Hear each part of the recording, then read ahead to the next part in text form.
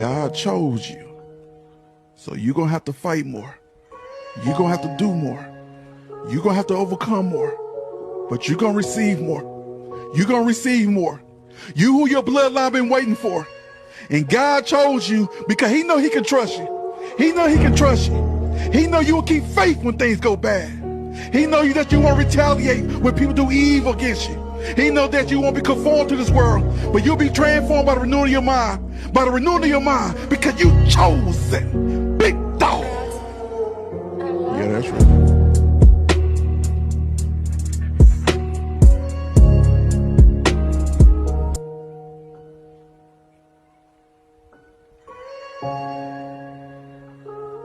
God chose. That was in the Black Panther Party kind of understood it was a given that we would have wiretaps, that we would be followed, that we would be harassed, we'd be locked up, that we would even be beaten by the police. In the winter of 1969, law enforcement agencies launched efforts to undermine an attempted coalition between the Black Panther Party and the Blackstone Rangers, a Chicago gang. The Panthers were pursuing an ideology that said we need to take these young minds, this young energy, and turn it into part of our movement in terms of black liberation and the rest of it. And I saw a very purposeful, intentional effort on the part of the police department to keep that head from hooking up to that body. It was like, you know, do not let this thing become a part of what could ultimately be a political movement, because that's exactly what it was. FBI agents wrote an anonymous letter to Jeff Fort, the leader of the Blackstone Rangers, warning Fort that the Panthers have, quote, a hit out for you, unquote. The Bureau knew that the information was false, but believed that Fort might take retaliatory action against the Panthers. Meanwhile, city officials announced a crackdown on gangs. Would you say that street gangs can do no good? Is that what you would say? No, I wouldn't say that. I think that the energy of youth properly directed could be a tremendous betterment, could lead to a tremendous betterment of our city and the individuals' progress themselves. I'm complaining about the misdirection. I'm complaining about the fact that 620 out of 693 shooting victims are black themselves. And I think that's a tragedy. That is where black genocide is occurring here. The Chicago police expanded their anti-gang campaign to include the Black Panther Party. In late May, Fred Hampton was sent to prison. He had been convicted on a charge of stealing $71 worth of ice cream bars. We tried to develop negative information to discredit him, just like we did everybody else. We, meaning the FBI, I tried to come up with signs of him doing drugs or something, and never could. He was clean. He was dedicated. I've had private conversations with him. We got along pretty well. While Fred Hampton was in prison, a police raid on the Panther office turned into a shootout. 5 policemen and 3 Panthers were wounded. They did it. After they got the brothers down, they went back up there and the fire started. Nobody was up there except the police when the fire started. Right. Frank, you want to come get a picture of that dude? Yeah, check that door, man. Magnified shotgun. They shot up the door at the office there, arrested some Panthers. And just to show you the nature of the raiding officers there, they burned boxes of cereal that we had on the 3rd floor. When they deliberately set fire to that. They didn't set fire to the 2nd floor. They set fire to the 3rd floor with all of, that was kind of... I'm gonna try. So you live in this area? Yes, I live in Texas, correct. Okay, good. Okay, so I'm gonna call you back maybe tomorrow, maybe sometime next week, but I'm gonna arrange a time where I can have an FBI agent here to sit in on meet with you, and I'll hear what you have to say. I'm surprised at calls, you know what I'm saying? But I'm answering this private call because I figure it's old Myron, you know?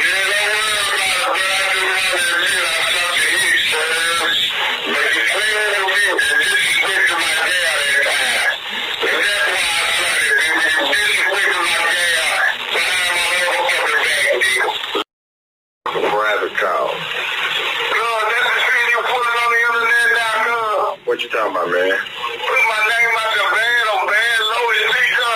What you mean, homeboy? Oh, that what you call me for? Oh, man, get out my line. What you steady calling me for, bro? That thing I'm saying, I don't give a damn what you got on. Whatever the fuck you got on, nigga, is up there, bro. You steady calling me. I tell you what I'm gonna do. I'm gonna block you from being able to call me private, so it's gonna make you call me through a number.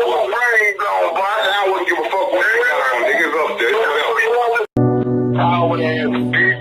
I got a trick for you, boy. What do you want, bro? Coward ass bitch. I got a trick for you, boy. He's a coward bitch.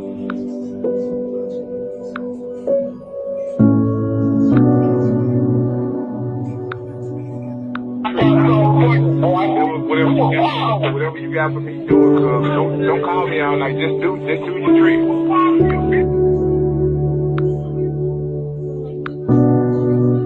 Coward ass bitch. You say never for me. You say never for me. You everybody do what you do. You gonna stay in that sugar forever. You gonna stay in that sugar forever, you coward bitch. You gonna stay in that sugar forever. You coward bitch. You gonna stay in that sugar forever, bitch. We ran you out of Shreveport, bitch. We ran your coward ass out of here. You won't get your kids, your daughter, your wife. We took everything from you, coward bitch. We took your wife, we took your kids, we took your soul, bitch.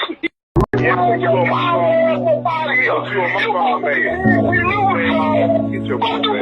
Like the cloud. Get your butt back. You think one thing you do like that? Man, get your butt back. You think I'm about to get Rippy New? That is not what Rippy New stands for, boy. You don't stand for nothing. I'm trying to figure out why you ain't Rippy New, son, boy. Why you on my phone? Why you Rippy New, son, boy? Why you on my phone? You a man, boy. Why you on my phone? What you preaching on? Why you on my phone? You can have all you want to. Why you on my phone? Nigga smarter than everybody else. Why you on my phone then? Real power ass thing. We ran you out this city. We ran you out this city. We ran you out this city, you coward bitch. We got you out. Fuck your.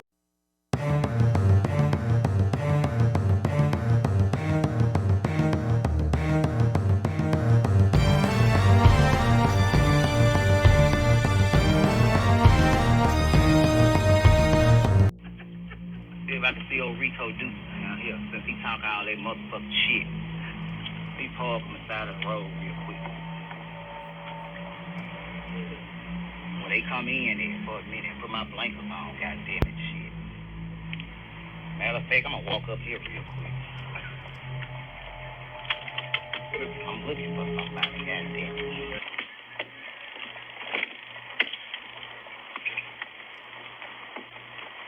All these homeless people down here.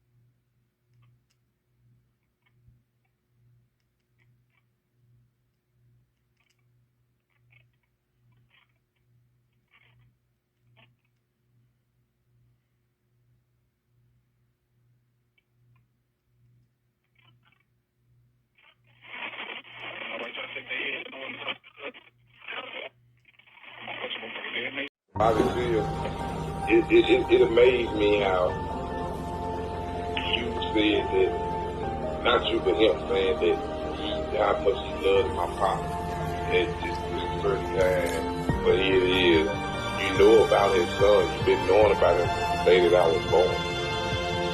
And you heard the things that I done said. You ain't tried to come down time and say nothing like, hey, it ain't happen like that. You ain't trying to. You can watch the video. I know for a fact you watched it. Well, let me frame it in another way for you so you can think about it like this, Rico. You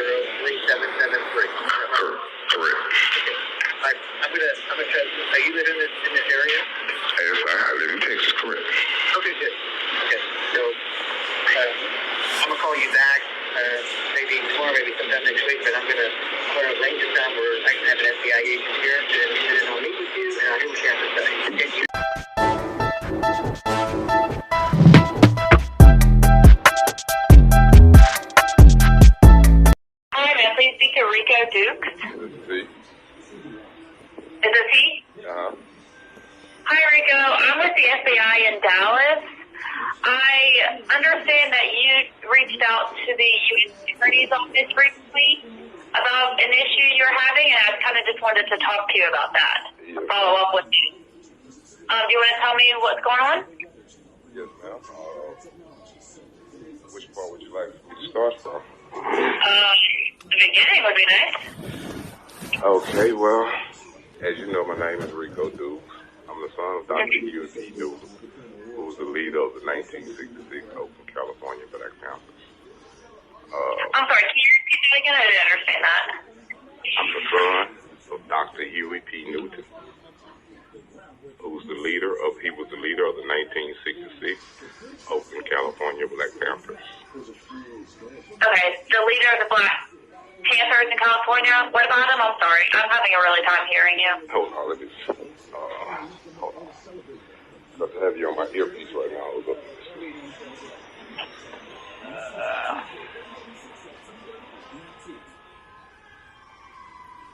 Can you hear me now? Yeah, a little bit better. All right. I said my father is Dr. Hugh P. Newton, who was the leader of the 1966 Oakland, California Black Panthers Party. Okay, so that's your father. Got it. Okay. Okay. J. Edgar Hoover, who was the FBI director at the time, organized COINTELPRO against my father, Martin Luther King, Malcolm X, and many other revolutionaries along with the Panthers, and published that the White House administration feared another Huey P. Newton, Malcolm X, to lead the black revolutionary for the black community. I'm Dr. Huey P. Newton's only valid son, according to a DNA test, Oakland, Alameda, California, White Court record. Okay, fast forward to close to this time. At the time, when I was first born, I didn't know this. I was Dr. Huey P. Newton's son. I had to learn about things after I was shot up from a United States government murder contract that was illustrated by Rodney Demery, who was the ex-detective homicide of the violent crimes in Shreveport, Louisiana. This is what it is. Who is this person again? Ma'am? Who is that name again? Detective Rodney Demery. He was the violent crimes homicide detective. No, I didn't catch that name. Can you tell me one more time? For some reason, the speaker seems to be muffled. It's hard to understand you. Can you hear me a little better now?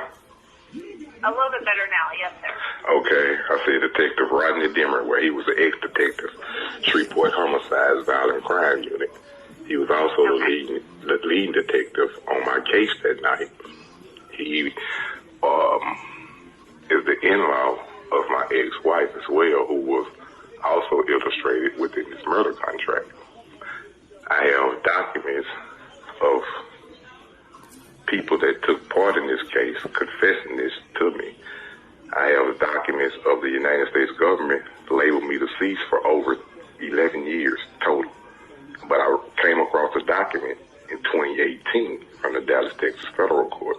I have Internal Revenue document that labeled me deceased. I have Credit Bureau documents that labeled me deceased. I have the Shreveport Police Chief confessing that this is a major lawsuit with regards to them declaring me deceased. It's just, I would just have to sit down with you and show you all documents, all recordings, and go detail by detail by detail by step for you, so you'll be able to have a clear picture and understanding of it. Okay.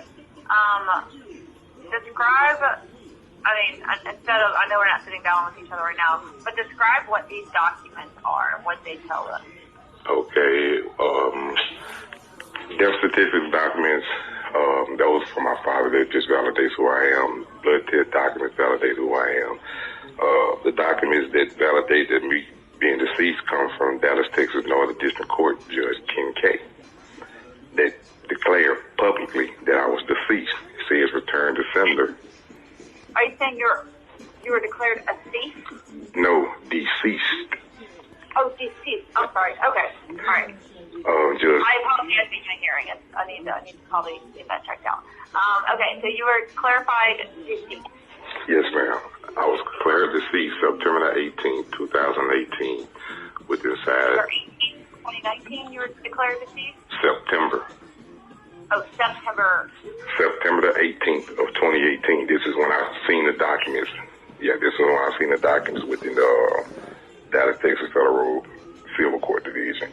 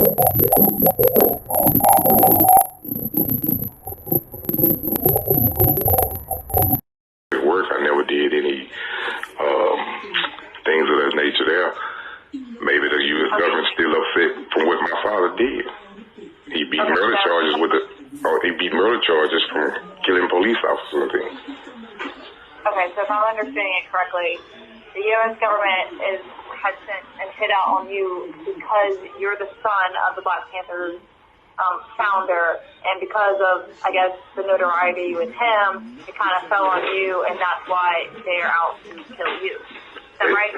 Exactly. And I have audio recorded confessions of people that have confessed within this conspiracy. And you said you have recordings of people confessing to that? Yes, ma'am. For us, I have married gifts, and I have hours of recordings of women that I used to talk to, things that these people told them, and I have numerous of evidence. Okay. And this Myron Gibson person, to go back to him really quick, does he work for the government, or is he? Can you tell me about him? As far as I can tell you.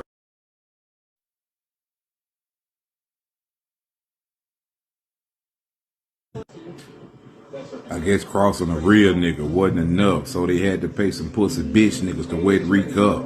Now I'm 6 hours in surgery for fucking with niggas I didn't trust, close family and friends. What's the key to set Reek up? Now picture me dying on the table all alone with 23 gunshots to my body, but they missed my fucking dome. That bitch texted them and telling my family that I was gone.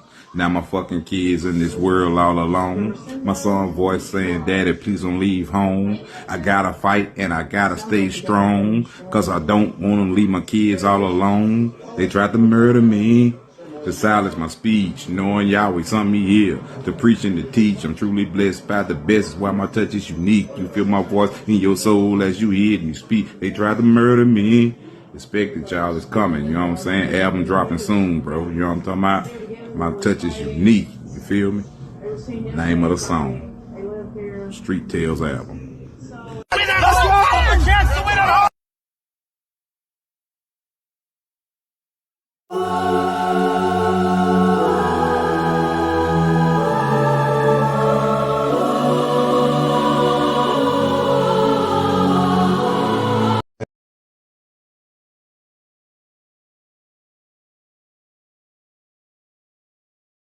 At some point in time where you and I are in some political forum, people know who I am. And my legacy connects with yours, then we can let all this come out in a way that maybe they didn't expect. Because if I vouch for you and say, yeah, that's you, son, I know my comments go believe me.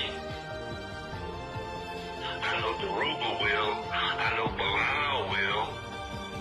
I told Kwame about you today, Geronimo's nephew. So it's just a matter of time. Don't worry about it. You, like I said, things gonna happen in your life to bring you to the forefront where you're supposed to be. Don't even worry about it, comrade.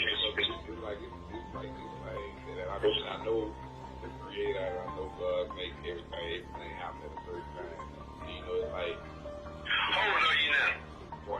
This chapter ain't over yet, but I see it. Hustle, nigga, 8 hustle, 9 hustle, 10 hustle, I'm a motherfucker. Some say I fell off.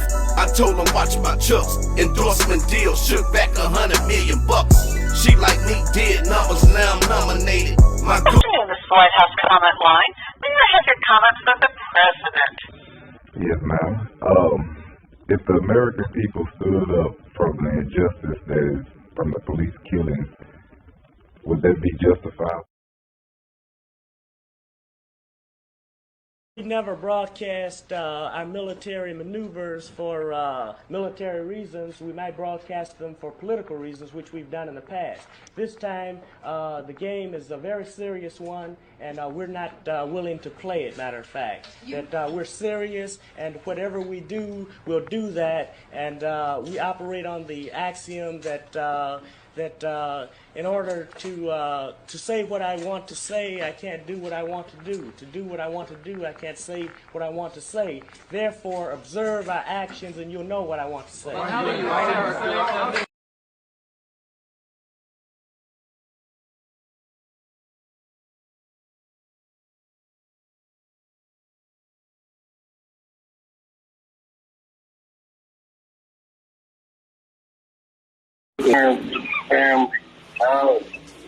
Huey called us and he said they started carrying my mom for about 2 years.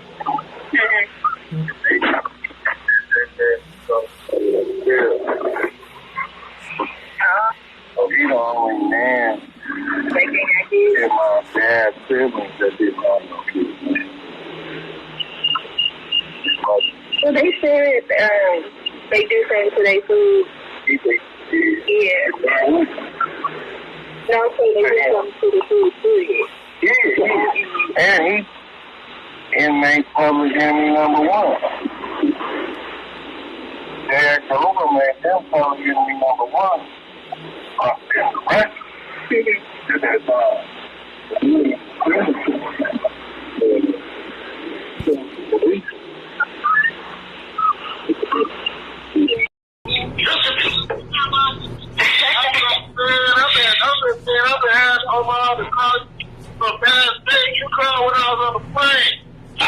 I hit the ground running for real. Oh, I didn't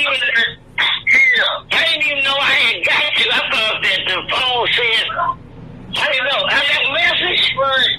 Guess who I'm on the phone with? What? Guess who I'm on the phone with, baby? I just told you. Let me call you so I answer this dispatch. It'll be about 30 minutes. Okay, well, guess who I'm on the phone with? Who? Rico. Your goddamn cousin, nigga. Yeah. Yeah. Hey, David. David. Huh? Let me call you back. Okay, and then we're going to call you back, too, when you call me back. All right, baby. Bye.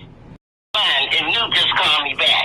Yeah, I know Rico's number. I don't need to start. No, he wanted us to be on the three-way when you call back. Pay for my time. He's going to have to pay me for my time. Oh, Lord have mercy. He's going to this comedy act now, baby. This is my son. He's my nephew. I love both of y'all.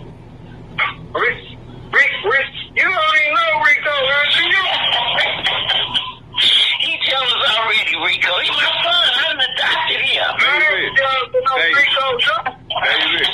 will you listen to me for 30 seconds? Wait. That's your son. Sister B. He's family then. Right, for sure. You heard that, Rico? First and home with it, 'cause that's what...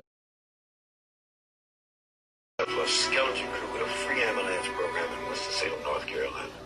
There's no Chicago. All the chapters have been broken down. They don't exist anymore. Behind that variety campaign. So you see the real demise is beyond COINTELPRO. Unless you knew that Elaine Brown was working for COINTELPRO. See, so this is the trouble with so many party members. They're hurt, some of them, to this day. Most of them are not, because a lot of them are that's people. But my point is, this is the true demise now. There's 250 some people left. I'm trying to figure out what I do to. Do I kill him? That's not me. This is Huey Newton. Yes, in May and June into July of 1974. I can't kill Huey. I'm not a murderer. I had organized 5,000 people while he sit in jail. I confronted him with this. I says, I resign. You need to resign. The Black Panther Party is over. I'm trying to keep that. I says, you're not keeping anything together. You never kept anything together. You don't even know these party members. I'm the one that put them together. I'm the one that taught them demographics and how to set up programs. I'm the one that spurned. I'm the one that broke down quantitative use and dialects. You didn't do it. The party is over. I'm going to resign. I want you to resign. The party's over. I walks out. Get out of my house. You ain't nothing but a punk. This is one thing I'm not. I'm no punk. I'm 6 years old. You know, if you do me wrong, I will hurt you. I walk out. Next thing you know, I decide I'm going to leave. When I leave, I'm going to bet. I'm going to let those 250 party members know I left. But when they find out I'm gone, they're going to walk off. Short in hell, 4 weeks later, Elaine Brown jumps up in a meeting and says, Bobby Seale has defected from the Black Panther Party. Guess what happened? 75% of more than 200 people in the auditorium said, the chairman's gone. I'm out of here. They roll.